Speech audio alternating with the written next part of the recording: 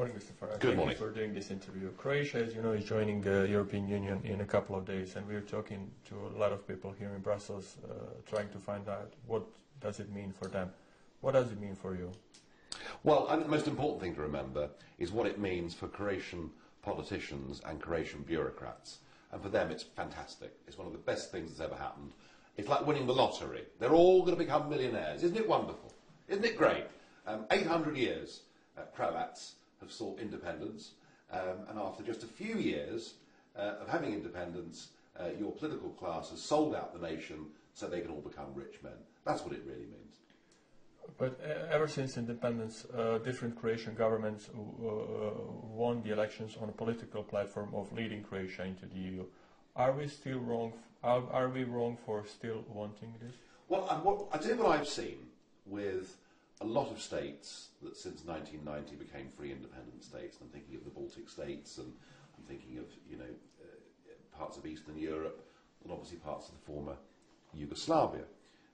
And I just don't believe that in Croatia, and I've been to Croatia and I've met several of the players, and I honestly don't think that your people have been told the truth about what joining the European Union really means. You know, you are joining a political union. You are giving away the ability to make your own laws. You're giving away the supremacy of your own legal system. Now, if that's what Croats really want, and if it's been explained to them properly, fine, you can have it.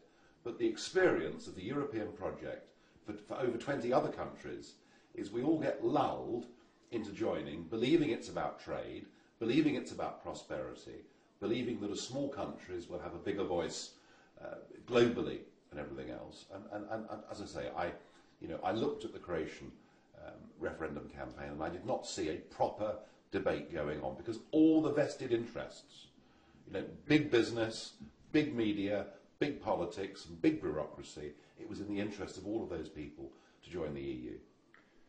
But when we look to other Eastern and Central European countries, we see that they prospered becoming members in EU.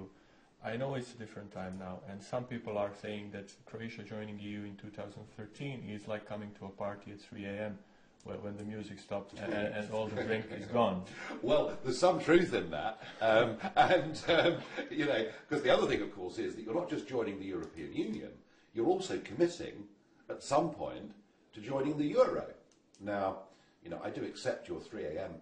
analogy for joining the European Union, but to join the euro is like getting on the Titanic as it's going down into the icy waters of the Atlantic. And you talk about prosperity. I mean, just look at what has happened to Greece, Portugal, Spain, Ireland, Cyprus. The list's getting longer, isn't it? The list is getting longer of countries who have had economic devastation wrought on them because they've joined a currency for which they were never, ever suited. So even the old economic arguments that being together in a trade zone without tariffs was good for business and good for all of us, even that really is beginning to pale into insignificance by the damage that is being done by the Eurozone.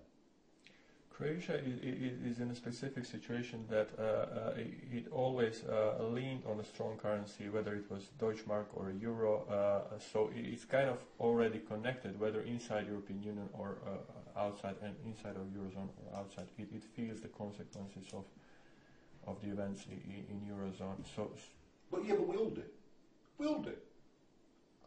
I mean, most of the international business that is done in the City of London is done in dollars. I mean, that's the world we live in. We're living in a global economy, and of course we're all affected by this stuff, and I completely understand that argument. But there is a very big difference between being affected by currency rates and joining an economic and monetary union and being incapable of setting your own interest rates and your own fiscal and monetary policy. I mean, that is a very, very fundamental difference. And what we've seen is that basically the German economy is now so dominant in Europe that we finish up with economic and monetary policy basically that suits Germany's interests because they're the biggest and the strongest. And you might be lucky. you might be fortunate. You might find yourselves not too misaligned with Germany. But if at some point in the future you do become misaligned, well, then you find yourself with a very real problem.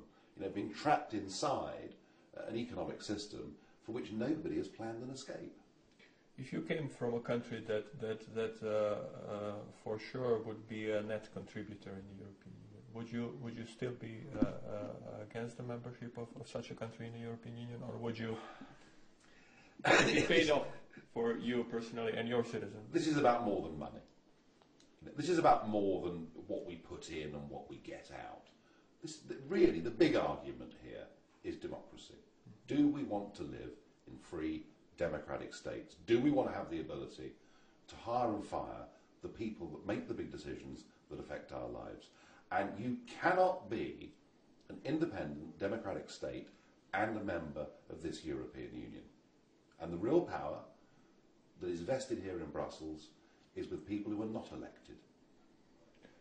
I try to, as I said, talk to as many people as I could, and I tried to talk to President Barroso, but strangely, he declined interviews to any of us Croatian correspondents. Why is it so hard to get top unelected European officials discuss and answer the questions that we want to answer? Before the referendum, he'd have bought you dinner and a very expensive bottle of wine.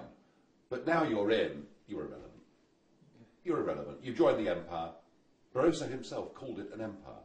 He said we are building the first non-imperial empire in the history of the world. Well, you're in now, so no one cares what you think. What do you think his legacy will be?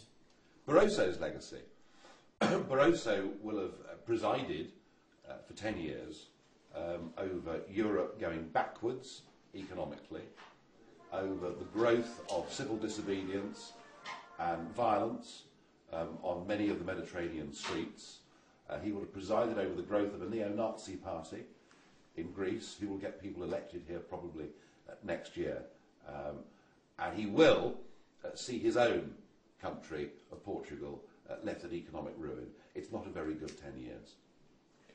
Since I couldn't get a few answers from Mr. Barroso, could you theoretically try to put yourself in Barroso's shoes? I know it's like for you, from your perspective, being like a devil's advocate, but could you be a devil's advocate for a second and try to think of a positive things for Croatia as a member of the European Union? Try to give us some positive Barroso-style messages, if you could. Well, this is going to be fantastic, you know, for all of your politicians. For certainly, I mean, most importantly for your bureaucrats. You know, your bureaucrats who get jobs at the European Commission will all become very, very rich.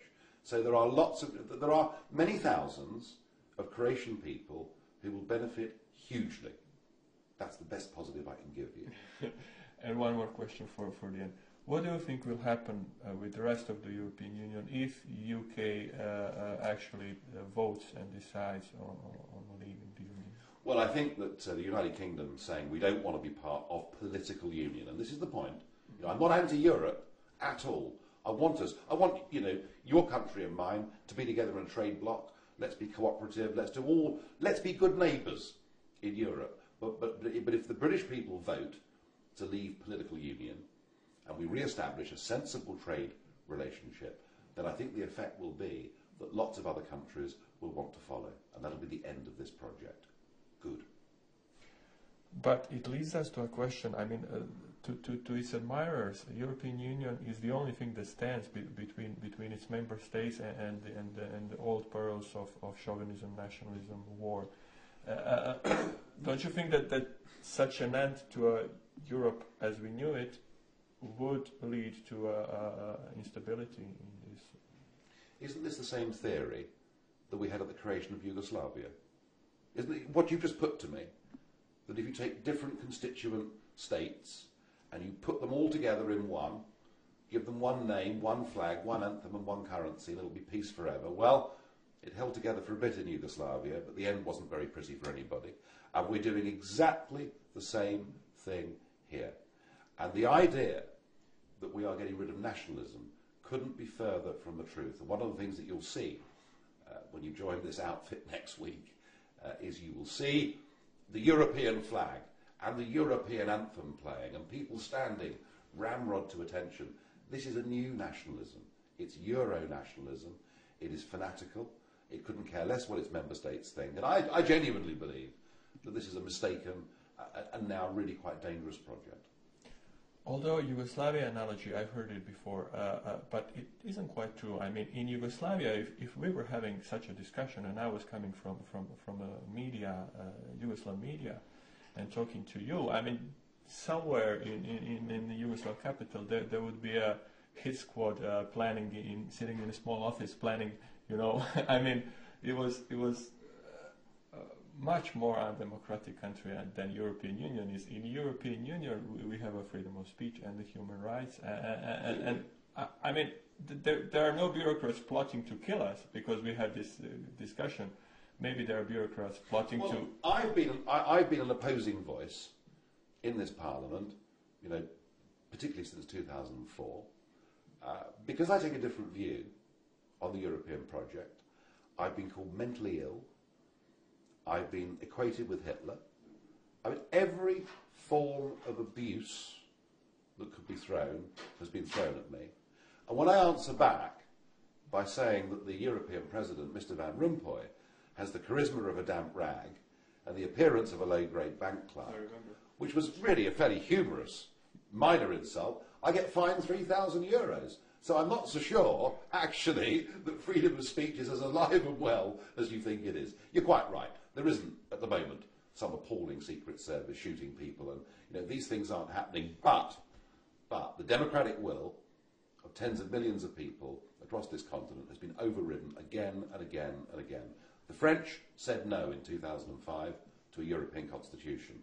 The Dutch said no. They ignored them. They rebranded it the Lisbon Treaty, and they continued. There is a real problem here between what the people in Brussels want and increasingly what the electorates want. And it may well be that right now people in Croatia will see next week as being an important moment, and you've joined you know, the big club. But as the years go on, you will realise that you've surrendered quite a lot to get here. Thank you for that. Thank you.